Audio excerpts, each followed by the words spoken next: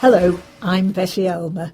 Welcome to today's Heritage programme, which is called The Barkston Rail Crash of 1936, and it starts like this.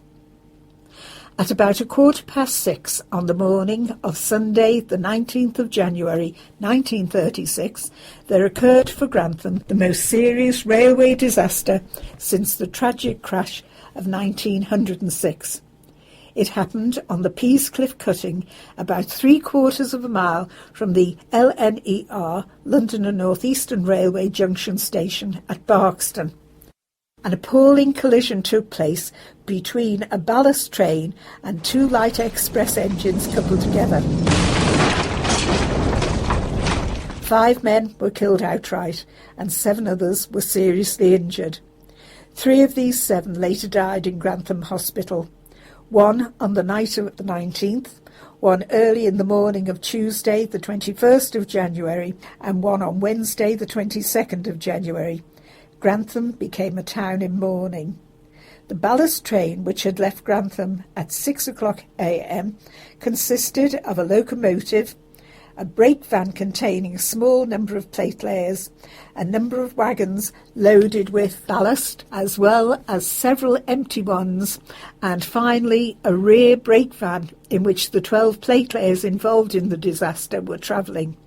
The train was bound for Barnby near Newark, where track repairs were to take place.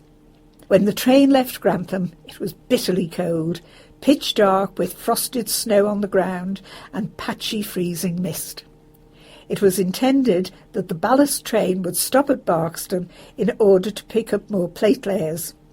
Some time after the train had left Grantham, 2 light engines coupled together passed through Grantham Station on their way from Peterborough to York and crashed into the rear of the ballast train.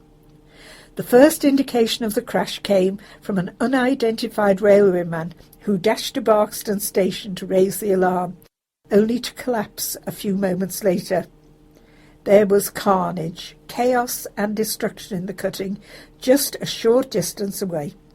The light engines had hit the rear brake van containing the 12 plate layers with such force that the van had splintered and disintegrated and had been thrown by the force of the impact high onto the snow-covered embankment. Parts of the van had also been tossed up in the air and backwards over the first light engine to land on top of the cab of the second engine.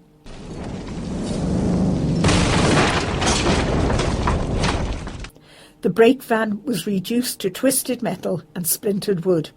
5 of the plate layers in the rear brake van were killed instantly, and they were Charles William Cooper of 84 Springfield Road, Grantham, William Hughes of New Street, Grantham, Arthur Harris of 51 Wharf Road, Grantham, Arthur Barnett of Council Houses, Great Gonnerby, and John William Hunt of 54 Stamford Street, Grantham.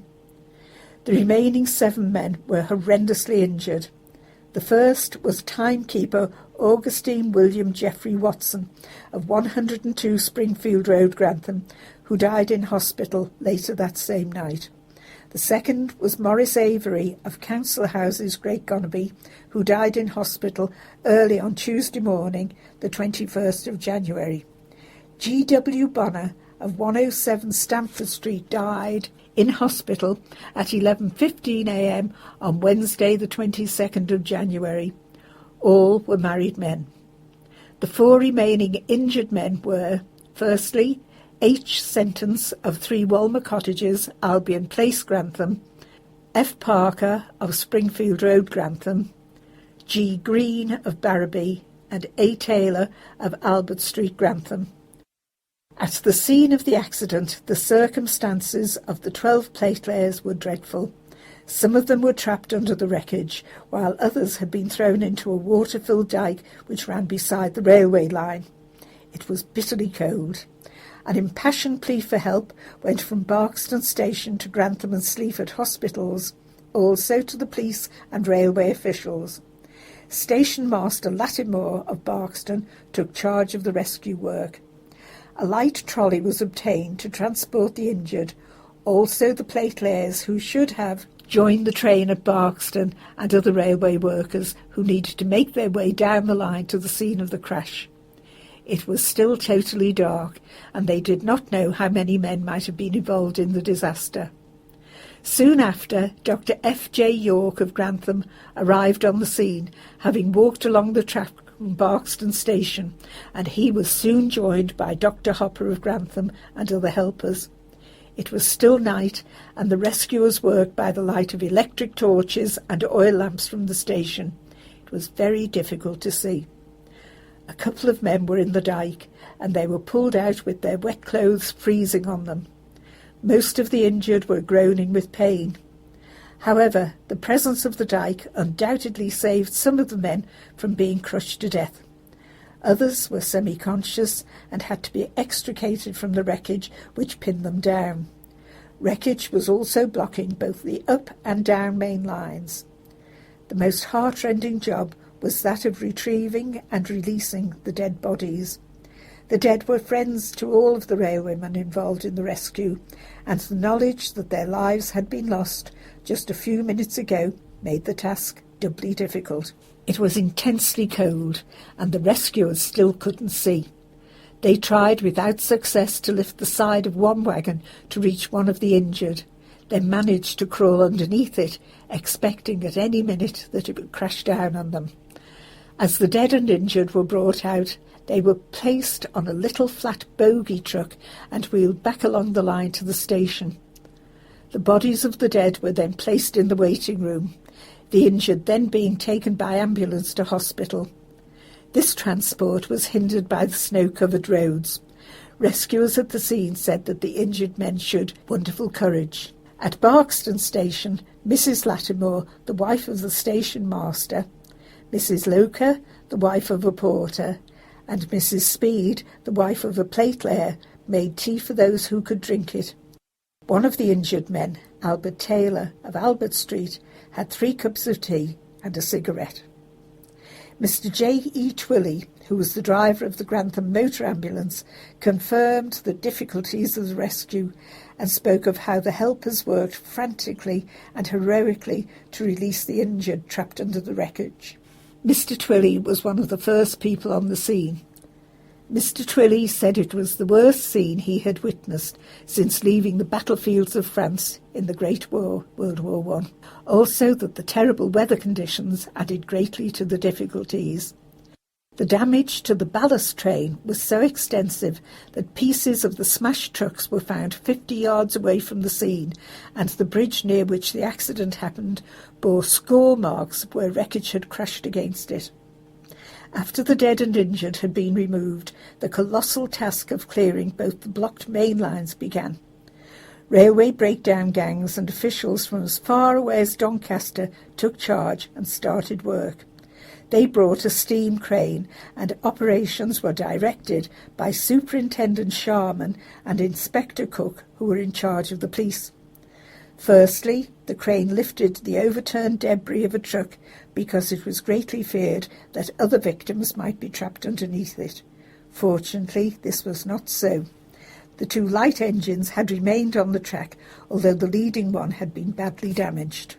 The drivers of the engines were 2 York men, David Ward of 124 Weatherly Road, Acomb, and George Smith of 12 Weldon Avenue, York.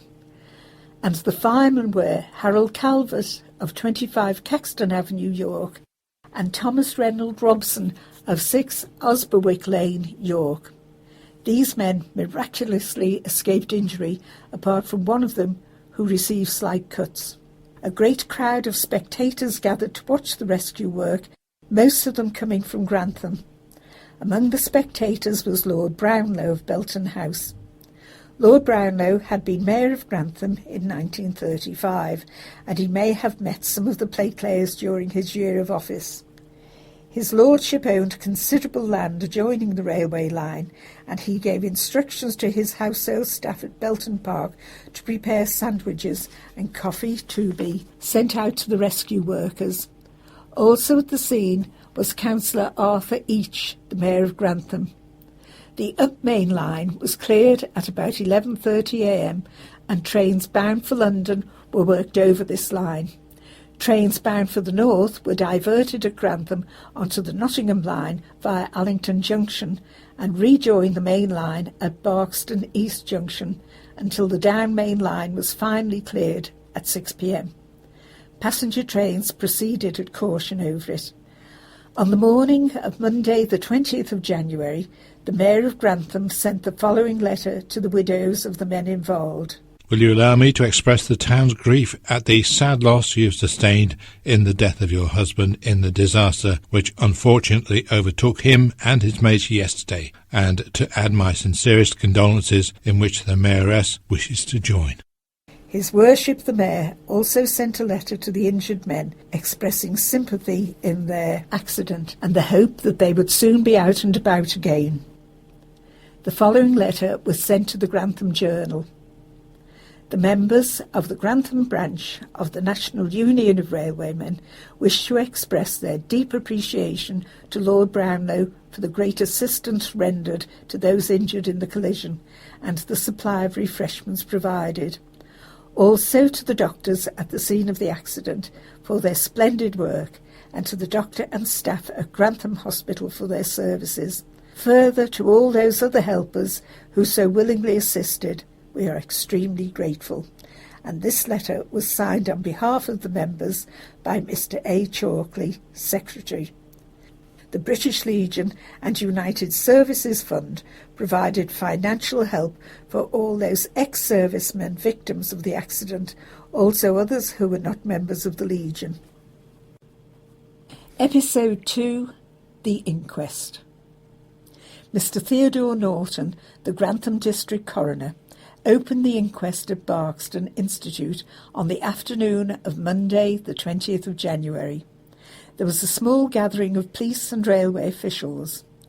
In kind words, Mr. Norton expressed deep sympathy to the little group of bereaved relatives and requested that everyone observed a minute's silence, which they did. Mr. A. G. Grinley, LNER District Engineer of Peterborough, who represented the railway company, said that he wished to be associated with the coroner's remarks on behalf of the company. Also the Chief Engineer, Mr. C. J. Brown, and his staff at King's Cross, and also on his own behalf. Mr. Grinling said, "All these men worked on my staff. I knew them well, and I can assure you that LNER has lost some very valued members in this lamentable accident." Mr. A. Chalkley of Grantham, the Secretary of the Grantham branch of the National Union of Railwaymen, also expressed similar feelings on behalf of the union. Mr. Chalkley said that 3 of the men killed, they were Messrs. Cooper, Harris and Watson, were members of the NUR, and also all the injured. Later, a jury was empanelled and Mr. William Cotton was elected foreman. The jury members were Mr. W. H. Baxter, Mr. W. Nicholson, Mr. R. Cox, Mr. J. Allett, Mr. H. Noden, Mr. J. Bampton, and Mr. J. Lacrasse. Mr. Grinling had with him Inspector W. Cunnington of the Grantham Loco Department. He was also representing Mr. W. Emerson, the District Superintendent of Peterborough. Inspector P.S. of the Railway Police was present, also Superintendent G. Sharman and Inspector Cook of Grantham Spittlegate Division. P.C. Skerritt, who undertook exceptional service in conjunction with the disaster, was the coroner's officer. Mr. Norton announced that all he was going to do that afternoon was take enough evidence to identify the dead men and then call the medical men concerned. He stated that he was in a difficult position because he had not received an official report from the railway company. However, as far as he could ascertain, a ballast train consisting of an engine, front brake van, a number of trucks and another brake van in the rear left Grantham Station with a gang of platelayers the previous morning en route for Barnby near Newark. He gathered that they would make certain repairs to the main line and that it was intended that they would pick up other platelayers at Barkston Station. As the train was pulling up gradually to stop at Barkston, two light engines coupled together crashed into the back of it. The result was that it telescoped the rear brake van in which there were 12 of the men. This was smashed to smithereens, and 5 men were killed outright, and 7 others were seriously injured and taken to Grantham Hospital. He added, "Unfortunately, Mr. Watson died later on yesterday as a result of his injuries." Mr. Norton then stated that it was a terrible disaster which would require a careful enquiry which would take some time. A very strict enquiry was required, and therefore the inquest would have to be postponed. A further relevant point was that by the time a careful enquiry was in place, those injured men in hospital might be able to give evidence. He therefore, after taking evidence that afternoon, proposed to adjourn the inquest for 28 days. The first witness called was Mrs. Kate Alice Watson, widow of Augustine William Geoffrey Watson, who was a timekeeper on the LNER railway at Grantham. She said her husband was 55 years old last August, and surviving him was herself and 4 daughters. The eldest was Phyllis Cullen, who was married, and the others were Doreen, aged 25, Margaret, aged 11, and Jean, aged 9. The 3 younger girls all lived at home. Her husband left home just after 5 a.m. on Sunday morning for his usual duties, which she understood from him the night before would have involved a journey by ballast train to Barnby. Other days he was in the office, but this was his usual Sunday occupation. He did not work every Sunday, but only when there was Sunday plate-laying and relaying work to be done. He was a strong, healthy man. Dr. Albert Perlman, house surgeon at Grantham Hospital, said that Mr. Watson was brought to the hospital soon after 9 a.m. on Sunday morning. He was suffering from serious injuries, including great shock and concussion. He was unconscious, and a detailed examination was impossible owing to his very bad general condition. He died at 11:15 p.m. owing to multiple rib injuries which had perforated the lung on his right-hand side, also severe hemorrhaging and shock. The next witness was Charles William Francis Cooper, bricklayer, of South Muscombe near Newark. He said that his father, Charles William Cooper, aged 52, of 84 Springfield Road, Grantham, was a platelayer in the service of the LNER railway. He was survived by a widow, Mrs. Ruth Cooper, and a family of 2. Dr. York stated that Mr. Cooper had received multiple injuries, the chief of which was a fractured skull, and the shock of this was the cause of death, which was instantaneous. The third witness was Henry Rains, painter, of 13 East Street, Grantham, brother-in-law of William Hughes, aged 35, who left a widow, Mrs. Elizabeth Ann Hughes, and a child, Dorothy, aged 6. Witness last saw him alive on Saturday evening, and he was in a healthy state. Dr. York stated that he found a lacerated scalp, fractured skull, and a much mutilated, fractured left leg, as well as much bruising. Death in this case was also instantaneous. Evidence of identification for Arthur Harris was given by his brother George Harris, a labourer on the LNER railway of 25 Wharf Road, Grantham. He said, "Deceased was dreadfully knocked about, and I identified him from his spectacles, his clothing, and his watch." Mr. Harris was 58 years of age and left a widow, Mrs. Nellie Harris, and 8 children varying in age from 12 to 27. The witness said he joined his brother at Barkston Station and left on the same train to go to Barnby. Mr. Norton, the coroner, asked Mr. Harris, "Are you one of those men who escaped injury?" And Mr. Harris said yes. Then Mr. Norton, "Well, I congratulate you." Witness said that he was in the front brake van of the ballast train, while his brother remained in the rear one. After the accident, he had helped in the rescue work and found the dead body of his brother. Witness said, "I helped to pull him out of the dyke."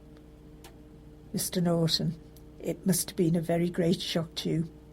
And Mr. Harris said, "Yes, it was." Dr. York said that the unfortunate man was decapitated and his right thigh and leg were pulped.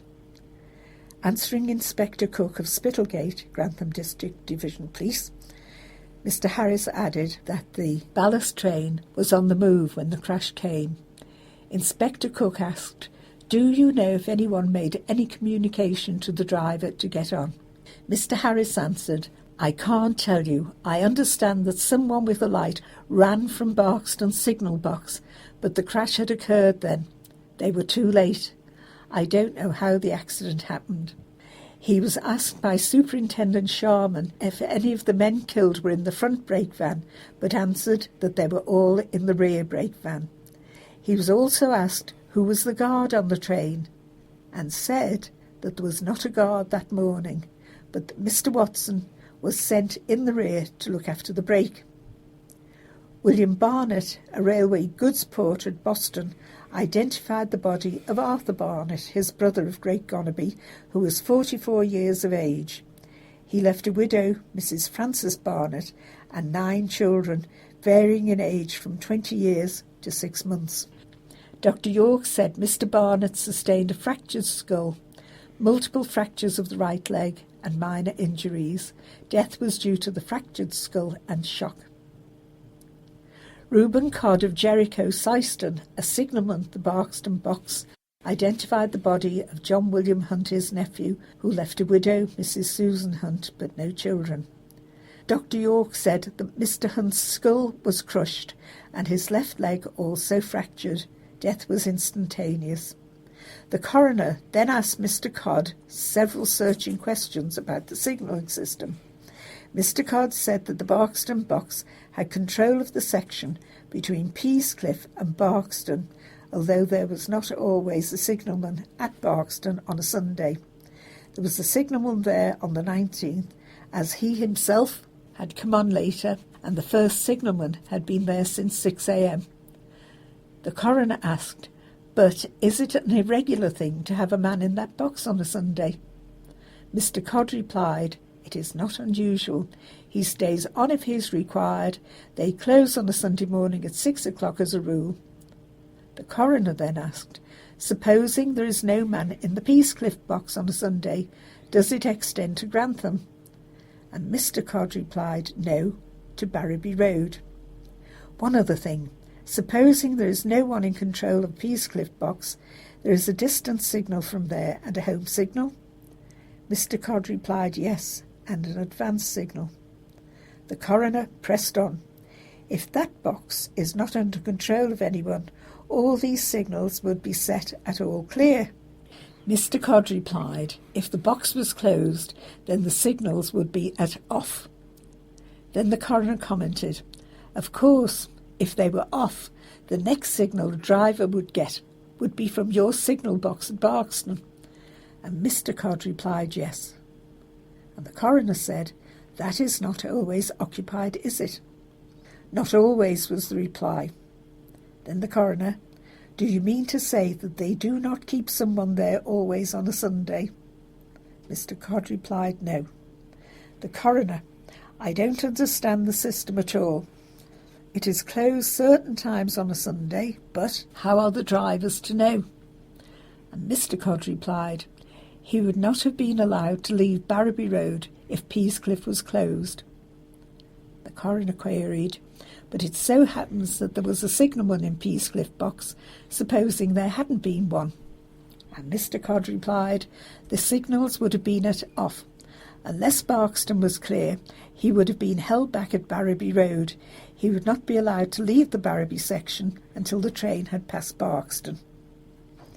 At this point, the inquest adjourned and reconvened the next day, Tuesday the 21st of January, following the death of Mr. Maurice Avery of Great Gonaby that morning. His daughter, Miss Eleanor Mary Avery of Grantham Road, Great Gonaby, said her father was aged 54 years and had been a platelayer in the service of the railway. She had visited her father in hospital several times since the accident, but he was not well enough to give any account of what happened, but had inquired how the family was at home. Her father left a widow, Mrs. Alice Avery, and a family of 3. herself, who was aged 20, her married sister Sybil, aged 28, and her brother Archibald, who was 25. Dr. Perlman of Grantham Hospital said that Mr. Avery had been under the care of himself and Dr. G.A.C. Shipman. He had a fractured skull and a fractured right leg. He died at 5:20 a.m. that Tuesday morning. Once again, the inquest was adjourned.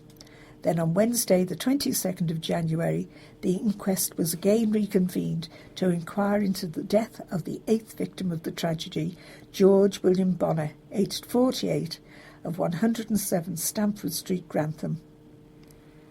A railway parcel porter, Wilfred Walton Lamb, of 85 Norton Street, Grantham, said that the deceased, his brother-in-law, left a widow and 2 children, Raymond, aged 16, and Betty, who was 14 years old. Mr. Lamb had seen George Bonner several times in hospital since the occurrence, and the only reference he made to the accident was that he had expected Sunday morning would be a rough day at work, and it turned out rather rougher than he expected.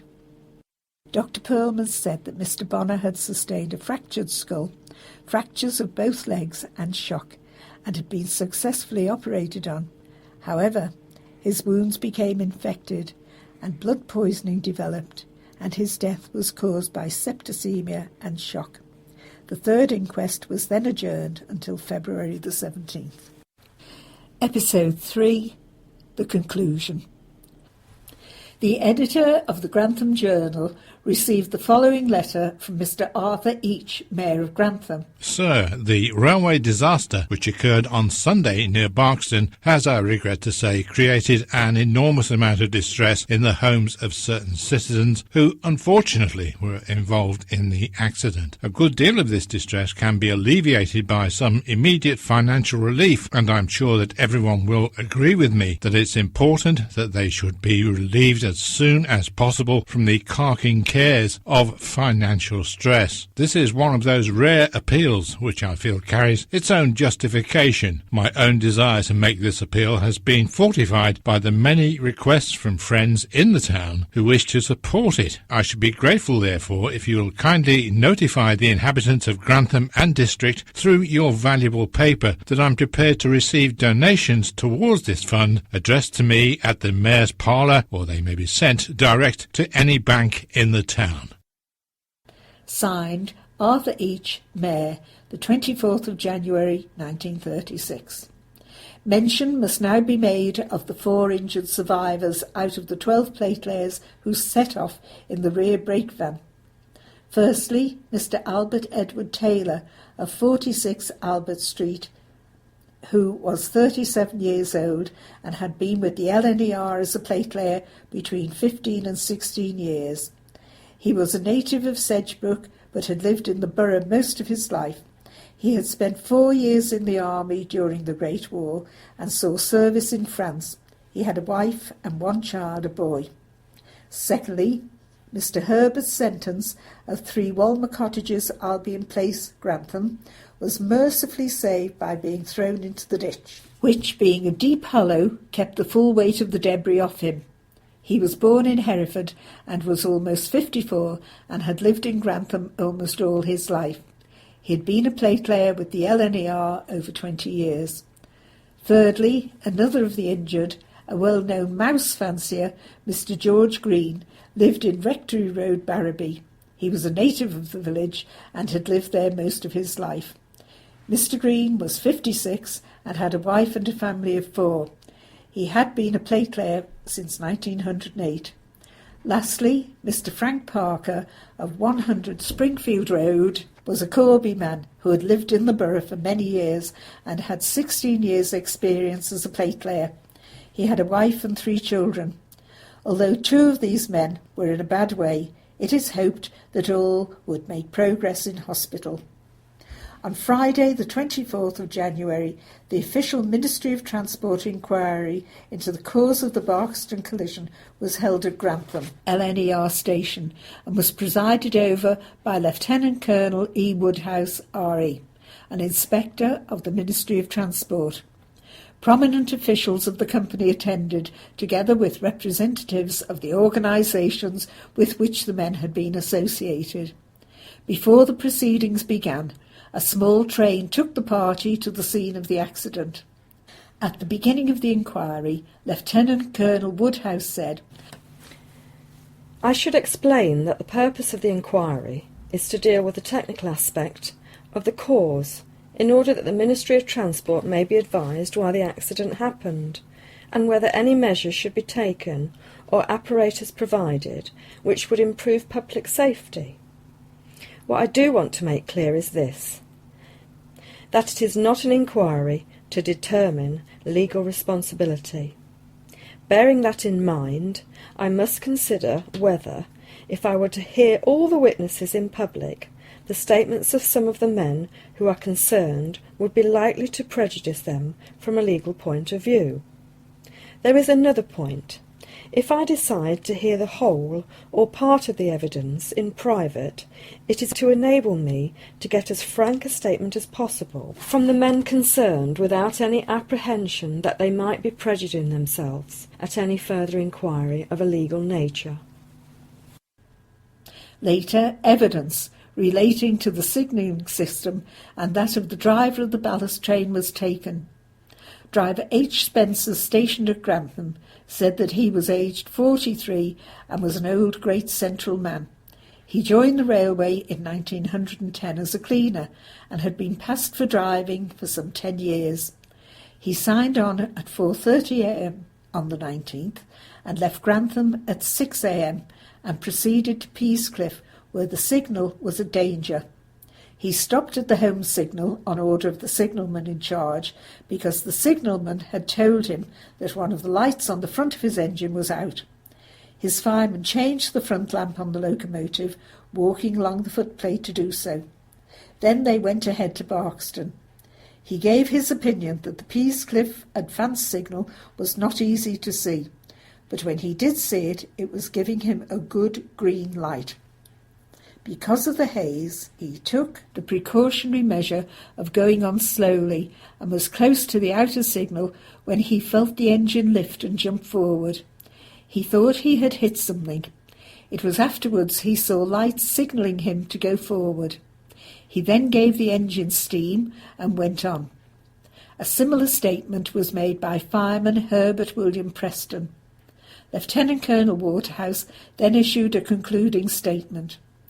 The remaining witnesses that I have to see here all have been more intimately concerned in the accident and might be held to blame. So I shall close this inquiry, and in so far as it is of a public nature. It was understood that when the press and public had left the inquiry, then the statements of the drivers and firemen of the two coupled light engines were to be given in camera. In his official report submitted to the Ministry of Transport, Lieutenant Colonel Woodhouse included the information that the ballast train was pulled by a 060 type tender engine and consisted of 30 wagons with a brake van at either end. The first 6 wagons were loaded with slag ballast and the remainder were empty. The overall length of the train, including the engine, was about 813 feet, and its total weight was approximately 406 tons. After the collision, it travelled on to Huffham, where it was shunted into a siding. The coupled light engines were number 2199, the leading engine, and number 2198. They were both of the former LNER 442 type, with 6 wheel tenders driven from the right-hand side of the footplate. All wheels, except those of the leading bogies, were fitted with the steam brake. The engines had left New England at Peterborough at 5:35 a.m. and had run straight on bound for York. The leading engine was driven by past fireman, that is acting driver D. Ward, stationed at York. His fireman was H. Calvert.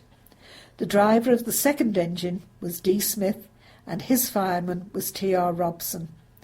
At the time of the collision, the ballast train was running at about 20 miles per hour, and the coupled engines were travelling at about 45 miles per hour or over. The conclusion reached by Lieutenant Colonel Woodhouse as to the cause of the crash was that acting driver Ward on the leading engine had misread the Peascliff signals and had continued when he should have stopped.